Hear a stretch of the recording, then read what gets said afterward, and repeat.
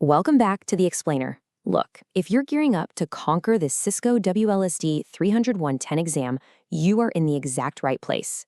Today, we're breaking down a critical scenario guide focused entirely on mobility groups and roaming. We're stripping away all the noise to look directly at the structural DNA of this exam, translating a massive list of requirements into a clear, actionable roadmap. To set our baseline right out of the gate, we're anchoring this whole analysis on the official Cisco exam blueprint for designing Cisco wireless networks, version 1.2, also known by its exam code, WLSD 300-110. Every single concept we cover today comes straight from this document. Because, let's be real, when it comes to certification, the official blueprint is your absolute single source of truth. Okay, so here's our tactical briefing for today. First, the 90-minute exam challenge. Second, mapping the blueprint weights. Third, a deep dive into Domain 3 mobility. And finally, the 4 mobility objectives. All right, Section 1, the 90-minute exam challenge. Time is absolutely ticking. 90. Outside of the actual networking tech, that is literally the most important metric you need to care about. You have exactly 90 minutes to prove your expertise across some seriously complex wireless network designs. We're talking site surveys, infrastructure, mobility, high availability, the whole shebang. Because your time is that heavily restricted, your study strategy just can't be random. If you want to beat that clock, focused, strategic prep based precisely on how Cisco weights the exam is non-negotiable. Moving right along to Section 2, mapping the blueprint weights for strategic targeting. This breakdown tells you exactly where you need to invest your energy.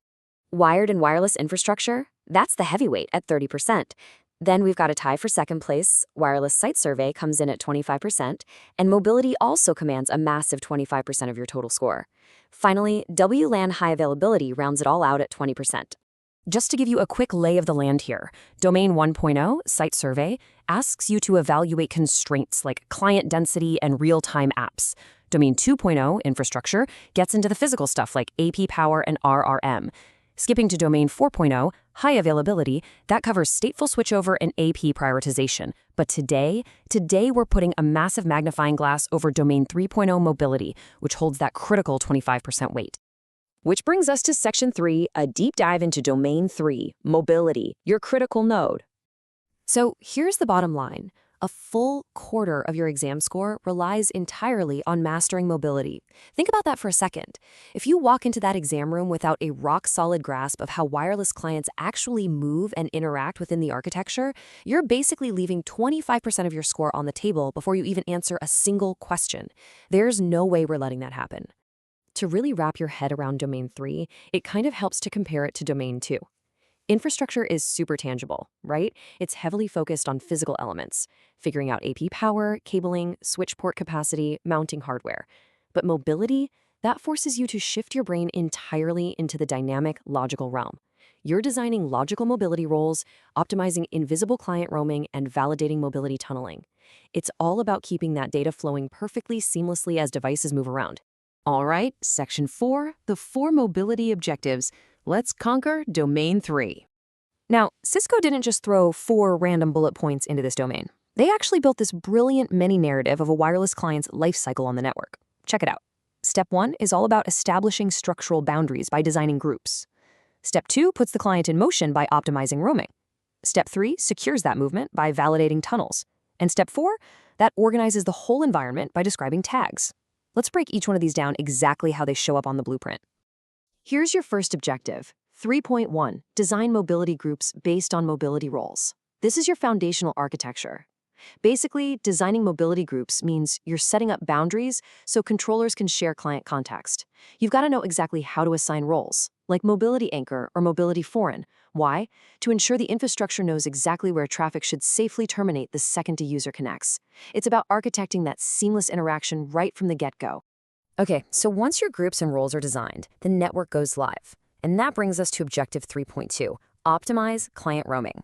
Now your focus completely shifts from a static design to dynamic movement. I mean, it's not enough for a client to just connect. They have to actually walk down the hall without dropping a single packet. This objective means you absolutely must understand fast, secure roaming protocols, like 802.11r, and how to optimize those transition times so the network elegantly and securely hands the client off from one AP to the next. Which logically leads us right into Objective 3.3, Validate mobility tunneling for data and control paths. When your client is optimized and roaming across those groups you just designed, well, the traffic still has to get there securely and efficiently. And notice how it specifically calls out both the data path, where your encrypted CapWAP payload lives, and the control path. That's the CapWAP management traffic keeping client states synced between controllers. You have to be able to validate both of these pathways across your network firewalls and routing. Finally, the blueprint wraps up the mobility domain with Objective 3.4, describe site tags. Notice the verb here, describe. Unlike the physical controllers of the past, site tags are this logical construct used in modern Cisco IOS XD architectures to group access points, and their application is absolutely crucial. By applying a site tag to an AP, you're defining its local or central switching mode and assigning its roaming domain. Boom, that ties a neat little bow around this entire 25% chunk of your exam. So we've seen exactly what the Cisco 300-110 WLSD blueprint demands from you. We know mobility is a massive 25% of your score. We know it takes designing groups, optimizing roaming, validating tunnels, and describing site tags. So I'll leave you with this final thought. Are your logical mobility designs actually ready for that ruthless 90-minute countdown? Use this breakdown, target those specific 4 objectives we just covered, and you'll be well on your way to mastering Domain 3. Keep learning, keep designing, and I'll catch you in the next explainer.